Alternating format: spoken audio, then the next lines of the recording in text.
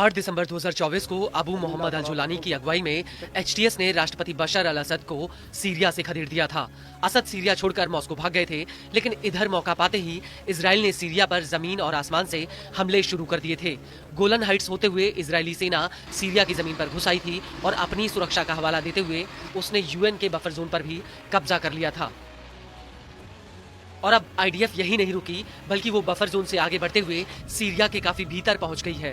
कई media reports में ये दावा किया गया कि इजरायली टैंकों को सीरिया की राजधानी दमिश्क से समझौते के तहत रिहा हुए हैं।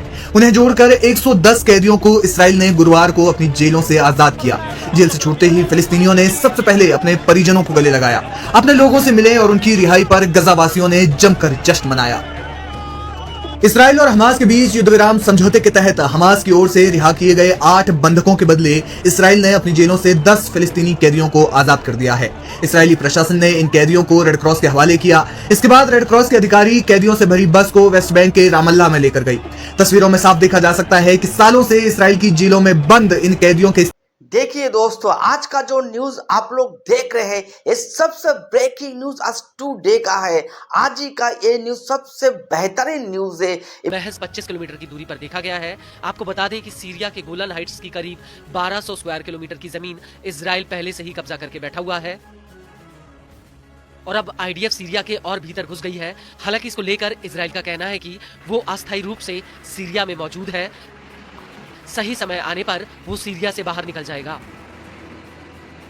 लेकिन अब ऐसा लग रहा है कि सीरिया गोलन हाइट्स पर इजराइल से आर पार की लड़ाई के मूड में है। वो इसलिए क्योंकि सीरिया की सरकार ने इजराइल से साफ कह दिया है कि वो गोलन हाइट्स से पूरी तरह से निकल जाए। दरअसल सीरिया की मीडिया का कहना है कि संयुक्त राष्ट्र की पीस कीपिंग के मुखिया जीन पियरे ने दमिश्क में एक मीटिंग की थी, जिसमें सीरिया ने यूएन का हर तरह से सहयोग करने की बात कही है। सीरिया ने कह दिया है इस्तकबाल के लिए सैकड़ों फिलिस्तीनी लोग खड़े हैं। कैदी बस से उतर रहे हैं और विक्ट्री साइन बनाते हुए वे आगे निकल जाते हैं। इसी बीच इन कैदियों ने इसराइल की जेलों में अपनी आप बीती सुनाई। इब्राहिम काशवा, जो सालों से इसराइल की जेल में बंद थे, उन्होंने एसोसिएटेड प्रेस से कहा कि जेल में हालात इतने खराब थे कि वे बयां भी नहीं कर सकते। उन्होंने कहा, आप सोच भी नहीं सकते कि इसराइली जेलों के हालात कितने खराब हैं। वो हमारे ऊपर हर तरह हुआ है, इसके पीछे आईएसआई का हाथ हो सकता है।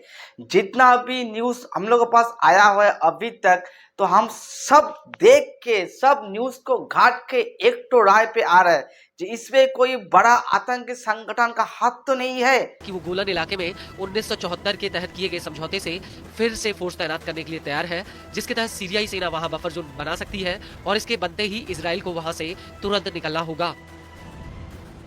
हालांकि इजराइल के रक्षा मंत्री इजराइल काट्स ने आईडीएफ को ऑर्डर दिया था कि वो सर्दियों तक बफर जोन में बने रहे। इसके अलावा काट्स ने कहा था कि इजरायली सेना माउंट हेरमोन के सबसे ऊपर और आसपास के इलाकों में बनी रहेगी। खास बात यह है कि माउंट हेरमोन सीरिया और लेबनान के बीच में फैला हुआ है और यहाँ से कब्जे वाले गोलन हाइट्स का पूरा नजारा दिखाई देता है। न्यूज एजेंसी प्रेस टीवी के मुताबिक 1967 की जंग के दौरान इजराइल ने सीरिया की अधिकतर पहाड़ी वाले इलाके पर कब्जा कर लिया था। रह रहे हमारे भाइयों को विजय प्रदान करें। तस्वीरों में आप देख सकते हैं कि किस प्रकार रिहा हुए कैदी फूट फूट कर रो रहे हैं, अपने परिजनों को गले लगा रहे हैं, अपने लोगों से मिलकर अपनी आजादी का इजहार कर रहे हैं। युद्ध विराम समझौते का अगला चरण जल्द ही शुरू होने वाला है। सब कुछ ठीक रहा तो 3 फरवरी को इस जंग को पूरी तरह से खत्म करने पर चर्चा होगी।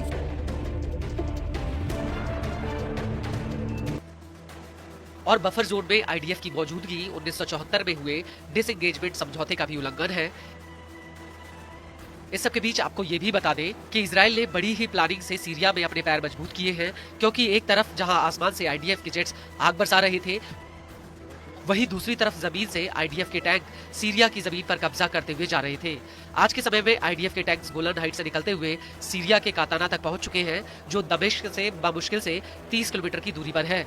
लेकिन हैरान करने वाली बात यह है कि आईडीएफ की इस कार्रवाई पर उस वक्त एचटीएस ने चुप्पी साध ली थी